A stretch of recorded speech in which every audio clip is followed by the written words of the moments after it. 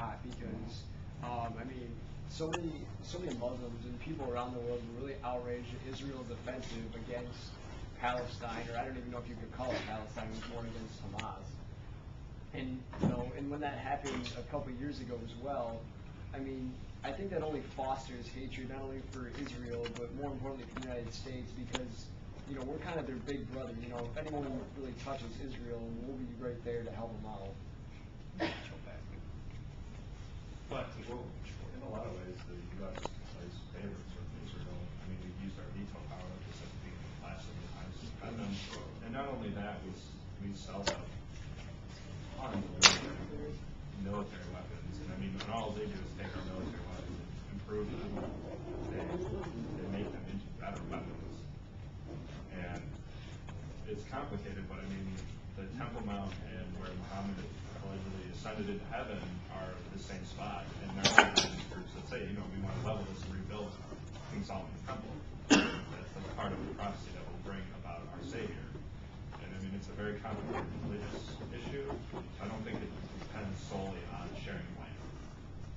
Because if you give the wrong land to the wrong people, and they do demount and they rebuild the Temple Mount, that solved absolutely nothing. Right. That's viable. That's tricky. We'll see.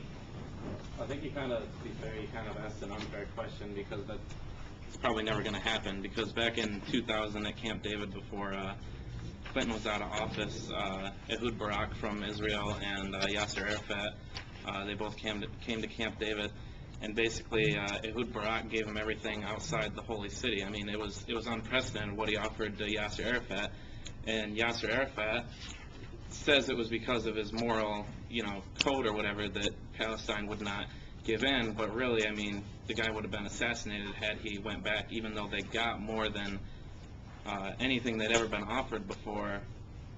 If he ever tries to kind of barter the holy city there, he'd have been a dead man. So asking the question if it's possible that there would be a settlement is unfair? Well, kind of, because they're both going after the same location. And how do you give them both a location? So you don't think it's ever possible? They've been fighting for thousands of years over there. I mean... Well, in all fairness, really they've been fighting for 60 years. Well, but it goes back a long way, though, between the two basic groups there. It's just...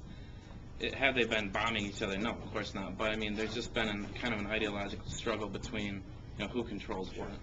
I mean, wow.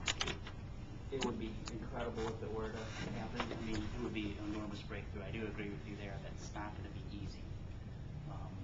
But it probably would, reduce some anger. At least it would take away some of these corrupt governments, like Saudi Arabia's corrupt government.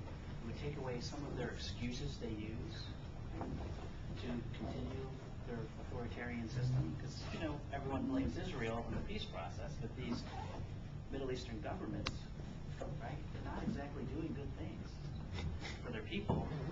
And they're using this conflict kind of as an excuse to do anything. And I'm talking about Egypt, I'm talking about Syria, I'm talking about Saudi Arabia, that aren't really doing much to help their people out. So, but wow, we'll come back to Iraq, obviously, and you guys now have an idea of what we're going to be doing.